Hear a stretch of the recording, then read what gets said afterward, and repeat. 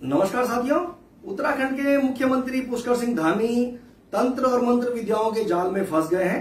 और इसका जो जीता जागता सबूत अब सामने आया है कि वो एक ऐसे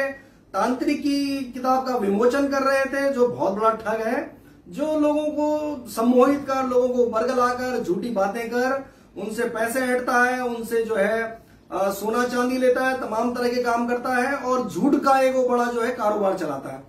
ऐसे बाबा जो है वहां पुष्कर सिंह धामी के यहाँ कैसे पहुंच गया, वो क्या हालात हो गए कि पुष्कर सिंह धामी ने उसकी किताब का विमोचन किया। हालांकि अब पुष्कर सिंह धामी और उनकी जो टीम है, जो किचन कैबिनेट के लोग हैं, वो अपनी फेस सेविंग के लिए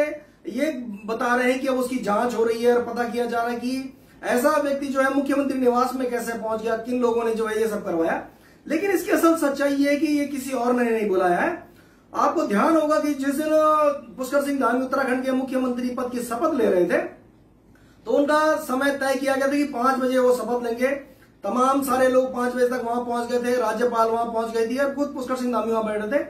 इसके बावजूद जब काफी देर तक उहापोह की स्थिति देखी गई तो लोगों ने देखा कि पुष्कर सिंह धामी इधर उधर फोन कर रहे हैं। फिर राज्यपाल किसी को फोन कर रही है, राज्यपाल ने वो फोन फिर जो है पुष्कर सिंह धामी को दिया। तो इस बीच पता चला कि पुष्कर सिंह धामी के लिए जो उनके आज सबसे नजदीकी जो मिनिस्टर हैं हरिद्वार के यतीश्वरानंद, स्वामी यतीश्वरानंद भी किसी ऐसे तांत्रिक से बात करवा रहे थे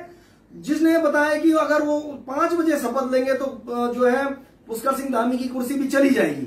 इसके बाद पुष्कर सिंह धामी बाकायदा 10-12 मिनट तक पूरा देश का मीडिया देखता रहा,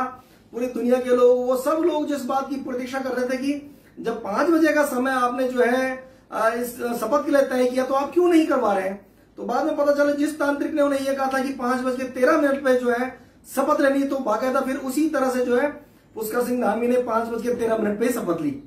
तो जिस प्रदेश के मुख्यमंत्री, जिस प्रदेश के नेता, जिस प्रदेश के हमारे खेवनहार आज इस प्रदेश को आगे बढ़ाने के बजाय तंत्र मंत्र विद्याओं के भरोसे बैठे हों और जो ये सोच रहे हो कि इस प्रदेश को आगे बढ़ाने के लिए उन्हें इस जनता से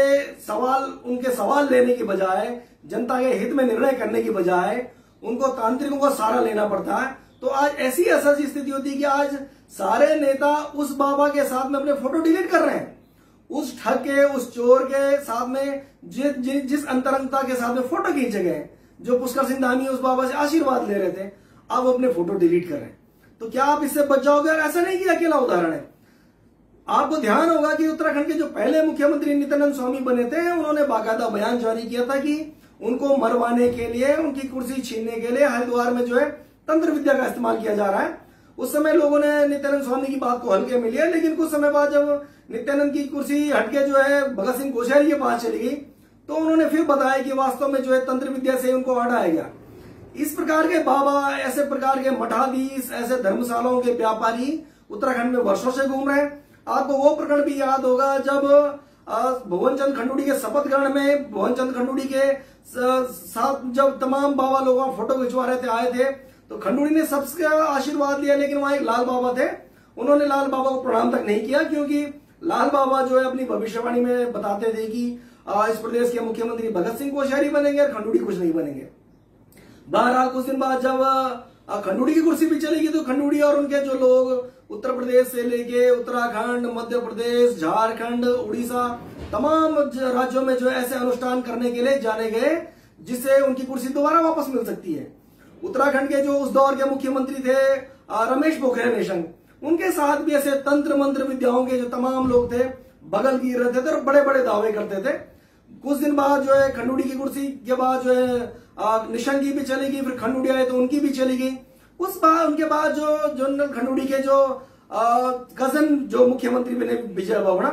वो उत्तराखंड के 11 मुख्यमंत्री में एकमात्र ऐसे मुख्यमंत्री हैं जिनके बारे में कहा जाता था कि वो मंगलवार को भी मीट खा लेते थे, उनको आमलेट खाने में रोज कोई दिक्कत नहीं थी और वो इन बातों में विश्वास नहीं करते थे, और ना उनका पूजा पाठ इन चीजों में कोई विश्वास था।